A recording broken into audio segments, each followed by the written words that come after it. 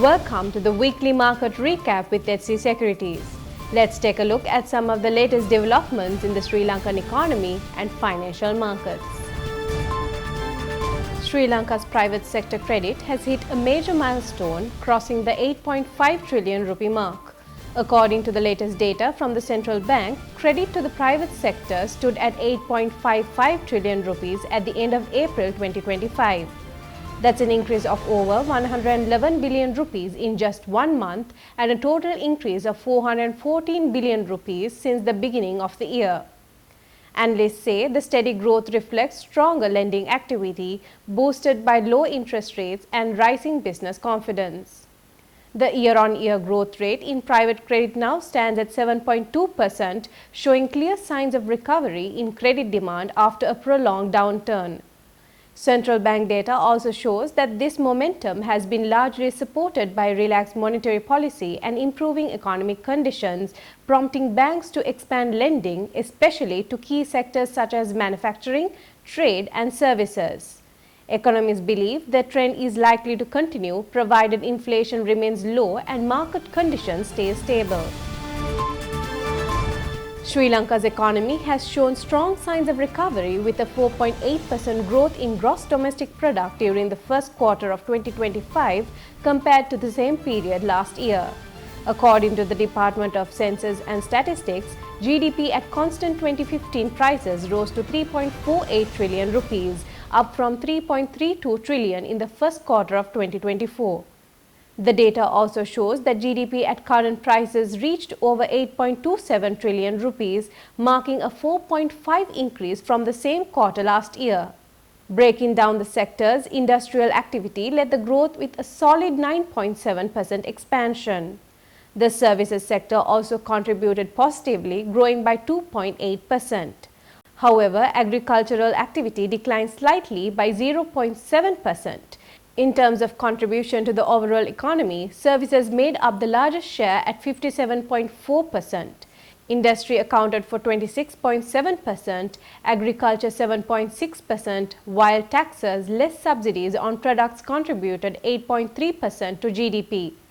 The report highlights a broad-based recovery with strong industrial output and steady service sector growth, helping to offset weakness in agriculture. The International Monetary Fund's Executive Board is set to evaluate Sri Lanka's fourth review under the Extended Fund Facility on the 1st of July.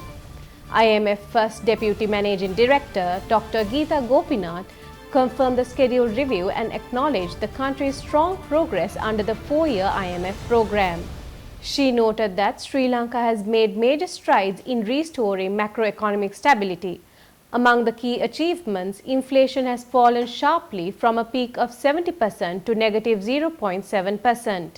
Tax revenue has grown by 2/3 as a share of GDP, and foreign exchange reserves have risen to $6.5 billion. While praising the reforms, Dr. Gopinath also issued a word of caution. She warned that global risks such as geopolitical tensions, trade disruptions and volatile energy markets leave no room for policy missteps. She stressed the need for continued fiscal discipline, faster governance reforms and stronger public trust, all crucial to keeping the recovery on track and avoiding future economic crises. Sri Lanka's economy maintained its growth momentum in May, with both manufacturing and services sector showing expansion according to the latest Purchasing Managers Index or PMI data. The manufacturing PMI jumped to 55.5 in May, rebounding strongly from a seasonal dip in April when it had dropped to 40.1. The rise was mainly driven by the textile and apparel sector, which saw increased new orders and higher production. All sub-indices under manufacturing returned above the neutral 50-point threshold, indicating a recovery across the board. The employment sub-index also saw an uptick, particularly in the textile segment. Manufacturers expressed optimism about the coming 3 months, citing expectations of a gradual pickup in demand. However, some remained cautious due to potential electricity tariff hikes and geopolitical risks in the Middle East. Meanwhile, the services sector recorded a PMI of 57.0, slightly lower than April 60.6. but still firmly in expansion territory. The sector's growth has been powered by lower interest rates, which encourage increased lending activity, particularly in financial services. Professional services and wholesale and retail trade also saw solid gains. However, business activities in accommodation, food and beverage services declined during the month as tourist arrivals dropped on a month-on-month basis. Employment in services declined slightly. Despite that, service sector participants remain upbeat about future business prospects backed by favorable macroeconomic conditions.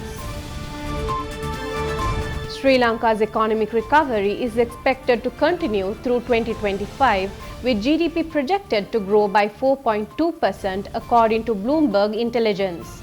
The economy expanded by 4.8% year-on-year in the first quarter of 2025, following a 5.4% growth in the final quarter of 2024. Analysts believe that improved consumer and business confidence will support this momentum throughout the year. The report noted several key drivers behind the recovery. Easing monetary policy by the central bank is expected to encourage more borrowing. Rising tourist arrivals and continued support from the International Monetary Fund are also seen as positive factors. These developments are likely to boost raw material imports and overall investment. Additionally, the government has raised the tax-free income threshold and increased public sector wages in the 2025 budget, moves expected to support household consumption. However, Bloomberg Intelligence also flagged potential risks. This includes the possibility of higher US tariffs on Sri Lankan textiles, which could hurt exports. There are also concerns that escalating geopolitical tensions between Israel and Iran could lead to a spike in oil prices, potentially reducing remittances from the Middle East. Looking closer at sector performance, the services sector grew by 2.8% in the first quarter, up from 2.5% in the previous quarter. Lower interest rates have boosted lending in the financial sector, while tourism numbers between January and May hit a record high for the period. Sri Lanka has taken another major step in its external debt restructuring journey, signing a bilateral agreement with France to reschedule 390 million euros in outstanding loans. The agreement was officially signed on the 16th of June, marking a key milestone in the country's efforts to stabilize its public finances and restore long-term debt sustainability. In a statement, the Ministry of Finance said the deal strengthens the deep and long-standing relationship between Sri Lanka and France. It also signals the government's strong commitment to complete the debt restructuring process and revive the economy. According to the French embassy, the agreement reschedules the debt stock until 2042. It includes a 5-year grace period and places a cap on original interest rates. The restructuring is part of a coordinated effort among Sri Lanka's key official creditors. It follows the principle of fair treatment for all lenders, including third-party creditors. The French embassy also noted that this agreement supports the ongoing IMF program, which provides Sri Lanka with 2.8 billion euros in multi-year financing.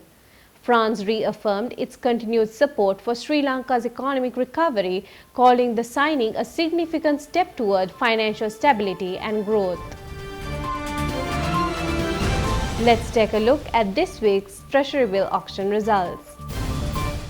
With the recent Treasury Bill auction, the 91-day T-bill rate stands at 7.55%, showing no change to the previous week.